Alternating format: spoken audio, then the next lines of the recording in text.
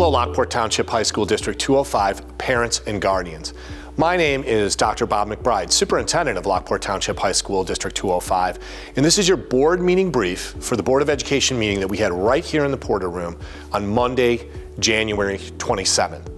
We began the meeting introducing two brand new members of our administrative structure. One is a brand new board member, Derek Patton. Derek Patton will be replacing Mr. Zion Navarra, who resigned from the Board of Education in December. Mr. Patton is the father of four. He is a Marine who served in Iraq in 2003. He comes from the construction industry and so much community volunteerism. For over a year, he's been on our Facilities Master Planning Council, and the board couldn't think of a better person to serve the final 4 years of Mr. Navarra's term than Mr. Patton as we enter a construction season. So congratulations to Derek Patton to stepping up to be a school board member.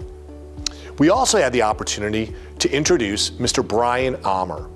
On January 6th, the board approved Mr. Ahmer, again a community member right here in our district, who will serve as the next director of facilities maintenance. Mr. Ahmer comes to us with experience as a construction manager and presently is Director of Operations in High School District 113, which is Deerfield and Highland Park. We had an opportunity to meet him, to greet him, hear a little bit what's on his mind. We're very excited as he will take over on July 1, 2025 for Mr. Bill Thompson, who has served in that role for 27 years. After those recognitions, we moved right into our board agenda. Every board meeting, I do a legislative report, and this legislative report dealt with something beyond what we usually deal with in terms of the state of Illinois. We dealt with some federal issues, particularly presidential executive orders that were signed last week. In particular, two presidential orders impact us at the local level. One regards immigration, and the other regards LGBTQ issues and something called Title IX, which are regulations governing sexual harassment and gender equality.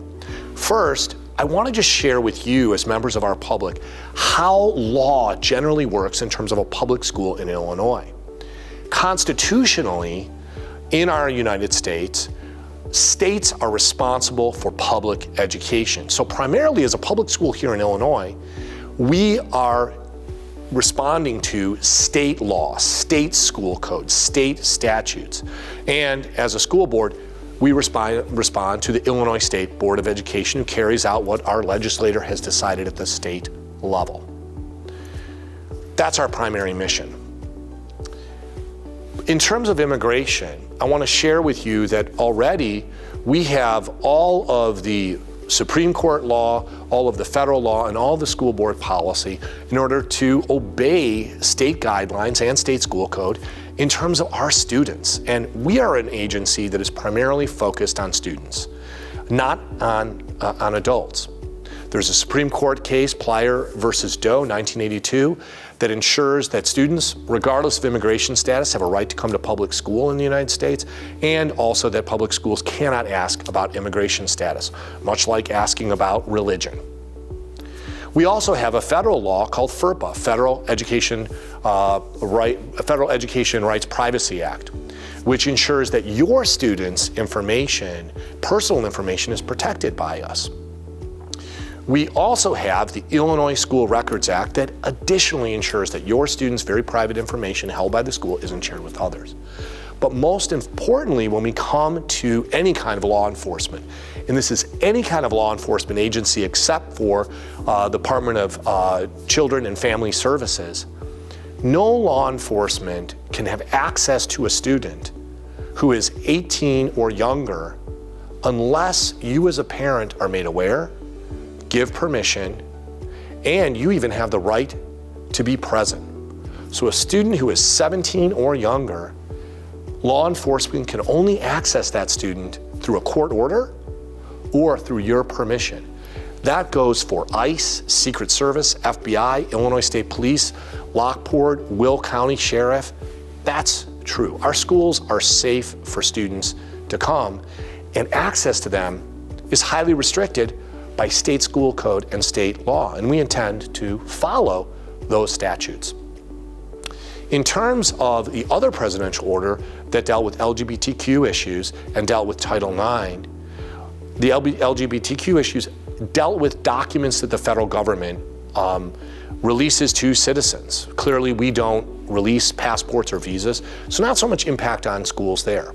Title IX, very consequential for students. And we're spending, for schools, and we're spending a lot of time right now deciding, learning, talking with attorneys about what changes in Title IX regulations in 2024 and 2020 mean for us. That's still a process that we are sorting out. Moved on to our regular treasurer's report, which our board approved, and then into our superintendent report. I dealt with two issues in the superintendent report. Weather, cold weather on January 21st, then also school calendar. Let's talk about weather first. What I was looking for as superintendent was a way to confirm the process that we use to decide whether school will be in person or there will be e-learning. As a public school, we understand that school's not just a place of learning. For many of our students, it can be shelter, it can be 2 meals a day, but also our job is to keep school open, to have students come to school. Sometimes here in the upper Midwest, it's hot, sometimes it's cold. So I want to walk you as well through the decision-making matrix that I use. First, we coordinate with our feeder districts. We have 7 feeder districts that come into us, and on the day before January 21st, we were in constant contact about what we were deciding. I understand why our feeder districts wanted to be in session. Imagine second graders, third graders, first graders, 6.5 hours online. Understand that. And we collaboratively decided. Our board affirmed that they would like me as superintendent to be in alignment with our feeder districts. The second is weather itself. The National Weather Service has indicated that the temperatures to be unsafe outside, period. And we have this on our website under our emergency weather closures. Minus 10 degrees standing temperature, minus 25 degrees wind chill. It was cold on Tuesday, January 21st, but we never hit those temperatures. So we didn't hit that mark where it was totally unsafe to be outside. Finally, are we ready as a district? We were ready. Our mechanics did an incredible job, and our bus drivers did an incredible job to make sure our buses were running, ready. We had no problems with buses. We had no students stranded at bus stops. Our staff was ready to come in. We had very high staff attendance, and our buildings were ready in terms of heating and all mechanical systems. In cooperation with our feeder district, looking at weather and looking at our readiness, we were ready to be open. It's our responsibility to be open for our students. And the board confirmed that that matrix of decision-making, which I think we might use, we're getting into February, is what we'll be using. But I also want to make mention to some of the online behavior that we saw. As many of you know, Facebook, X, and Instagram have no controls anymore. There was a word that many people used about many of the online comments. When we posted information on our sites, our social media sites, we had hundreds of comments. Many of them contained profanity, sexuality, racism, highly inappropriate. Here's what I would ask you as parents and guardians. I think you expect when your children come to a place called school that we as adults are making sure that in the hallways, we're using appropriate language.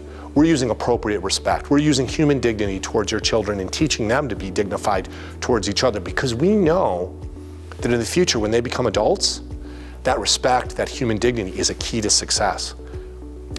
I would submit to you that the cyber hallways are no different. When students see adults post in the way that we saw so many adults post, that signals to them that it's okay. And I would have to just say, can't we agree as adults who are trying to raise children that we want them to see an example of appropriateness, respect, and dignity?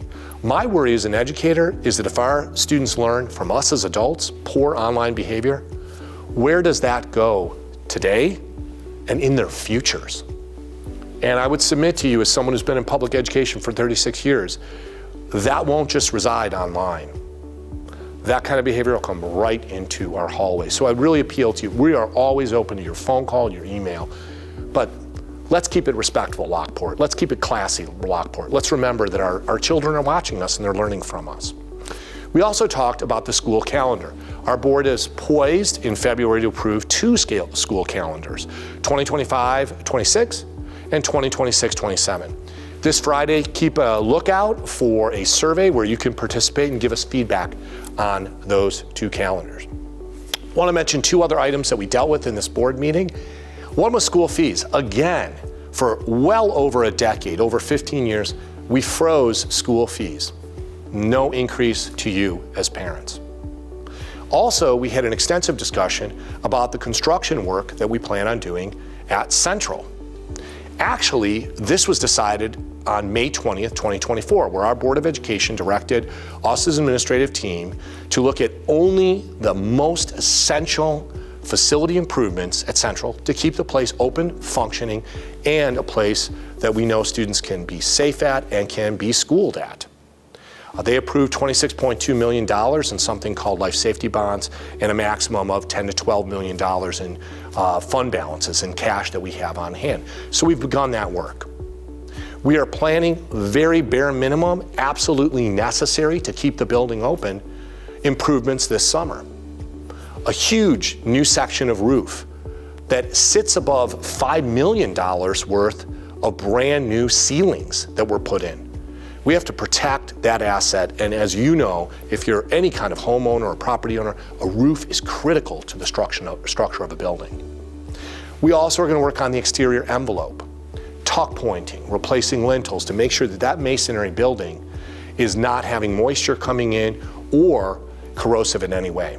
And then finally, we're going to begin the process of replacing the very important electrical system that is very dated at Central. All of those are basic: roof, walls, and electrical.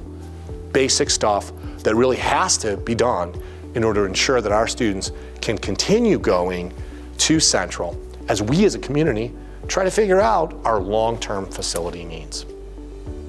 Thank you so much for listening to this board meeting brief, a little bit longer than I usually am, but so much important information. We appreciate your partnership and your support. We can't do it alone.